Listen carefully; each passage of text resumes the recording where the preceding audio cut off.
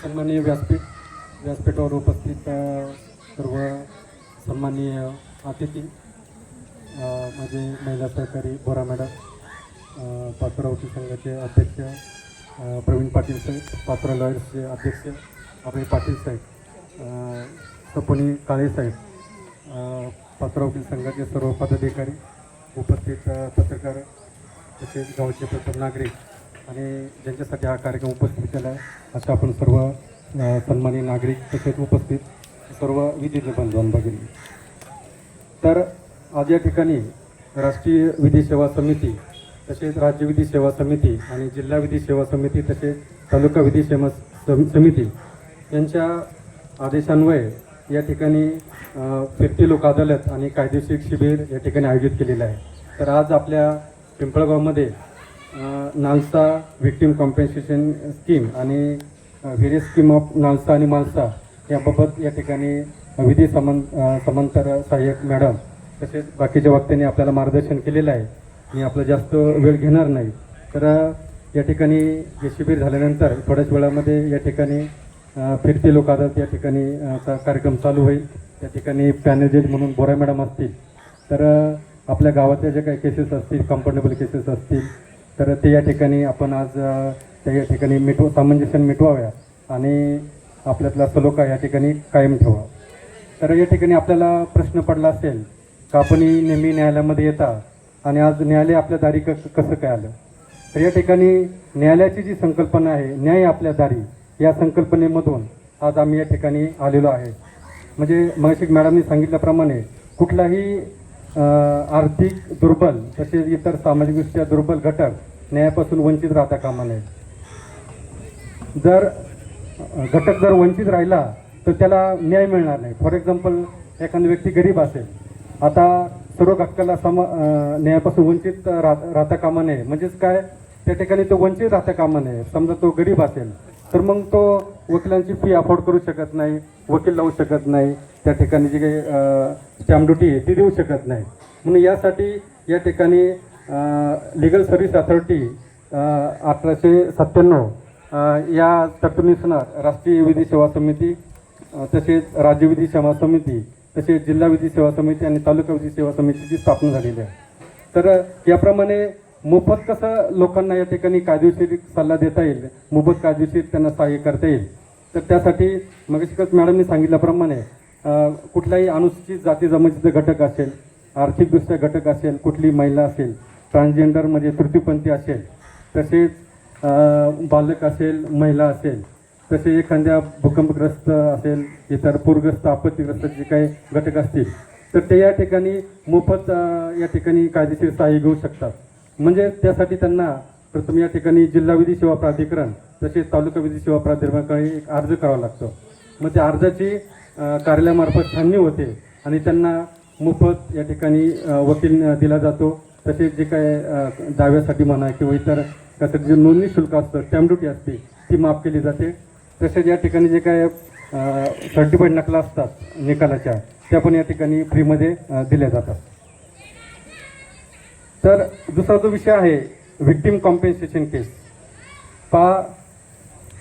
एखादा फौजदारी स्वरूपाचा खटला असेल, न्यायालय काय करणार, त्याच्यामध्ये ट्रायलनंतर पुराव्यानंतर या ठिकाणी निकाल देणार, आरोपीला शिक्षा होईल, आरोपी निर्दोष सुटेल.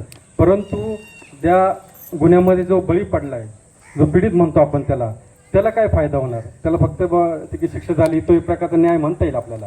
परंतु त्याला त्या गुन्ह्यामध्ये जे काय मार लागला आहे, जो काय त्याला वैद्यकीय खर्च आलेला आहे, ते इतर त्याचं ते मानसिक त्याचं जे काय खच्चीकरण झालं आहे ते भरून काढण्यासाठी पूर्वीचा फौजदारी प्रक्रिया संहिता कलम 357 आणि आत्ताचं नवीन जे सुधारित कायदा आहे BNSA त्याच्या कलम 396 प्रमाणे या ठिकाणी न्यायालयाने जर ट्रायलनंतर जी काही जर कॉम्पेन्सेशन जर या ठिकाणी शिफारस केली तर ती शिफारस केल्यानंतर या ठिकाणी त्या संबंधित पीडित किंवा त्याचे जे काही नातेवाईक असतील, मग त्याच्यामध्ये पती असेल, पत्नी असेल, आईवडील असेल, तसेच त्यांचे मुलं असतील, तर त्यांनी राष्ट्रीय विधी सेवा समिती तसेच जिल्हा विधी सेवा समितीकडे अर्ज करायचा. आणि अर्ज केल्यानंतर त्या ठिकाणी त्यांची छाननी होते. तो अर्ज करायचा त्याचं लिमिटेशन जे आहे ते 6 महिन्याचं आहे. आणि ते छाननी केल्यानंतर या ठिकाणी जर त्या संबंधित गुन्ह्यामध्ये एखादा व्यक्ती जर जीवितहानी झाली असेल तर त्याला 2 लाख रुपयाचं कॉम्पेन्सेशन मिळतं पहा. तसेच या ठिकाणी त्या गुन्ह्यामध्ये अपंगत्व आलं असेल, कायमस्वरूपी डिसॅबिलिटी आली असेल तर त्याच्यामध्ये 50,000 रुपयाचं कॉम्पेन्सेशन मिळतं. आणि या ठिकाणी ॲसिड अटॅक असेल तर ॲसिड अटॅकच्या प्रकरणामध्ये 3 लाख रुपये कॉम्पेन्सेशन मिळतं पहा. तर आता त्याच्यामध्ये पात्र व्यक्ती कोण आहे, तसं मॅडमनी सांगितलं, मग अनुसूचित जाती जमाती, महिला असतील, बालक असतील, ट्रान्सजेंडर असतील आणि त्यांना कायदेशीर मोफत सवलत या ठिकाणी सल्ला किंवा बाकीच्या कायदेशीर प्रक्रियेमध्ये सवलत मिळते. परंतु कुठल्या प्रकरणामध्ये त्यांना अर्ज करता येणार नाही किंवा कुठल्या प्रकरणामध्ये निगेटिव्ह बाजू पण आपल्याला या ठिकाणी माहीत असणं गरजेचं आहे. कुठल्या प्रकरणामध्ये त्यांना ते कायदेशीर मोफत सवलत मिळणार नाही. समजा मानहानीचं डिफेमेशन जर प्रकरण असेल, सेक्शन 500 पूर्वीचं IPCचं ते प्रकरण असेल किंवा न्यायालयामध्ये जर शेफ्टर जर खोटी साक्ष दिली असेल तर अशा प्रकरणामध्ये सुद्धा त्याला कायदेशीर सहाय्य मिळत नाही. तसेच एखादा सामाजिक तेढ निर्माण करणारा जर गुन्हा असेल त्या प्रकरणामध्ये सुद्धा त्यांना ती मोफत कायदेशीर सहाय्य मिळणार नाही. तर मी आपल्याला सुरुवातीलाच सांगितलं, मी आपला जास्त वेळ घेणार नाही. आज थोड्याच वेळामध्ये या ठिकाणी फिरतं लोक अदालत आहे. तर आपल्या सर्वांना माहिती सांगण्याची बाब नाही, सर्वश्रुत आहे की न्यायालयाच्या प्रक्रियेला या ठिकाणी स्टेजेस फॉलो करावं लागतात, वेळ लागतो, आपलं आर्थिक वेळ पैसा या ठिकाणी व्हायला जातो.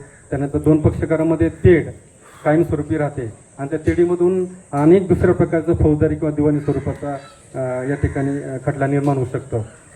तर आपण जर आपसात समजुतीने तडजोडीने जर एखादा प्रकरण मिटवलं तर त्याच्यामध्ये विन विन सिच्युएशन होते पहा. विन विन सिच्युएशनमध्ये एक साईड पण त्या ठिकाणी हरत नाही, जिंकत नाही, दुसरी साईड पण या ठिकाणी हरत जिंकत नाही. म्हणजे तो आपण स्वतः घेतलेला न्यायालय निर्णय घेतलेला नसून आपण स्वतः घेतलेला निर्णय असतो.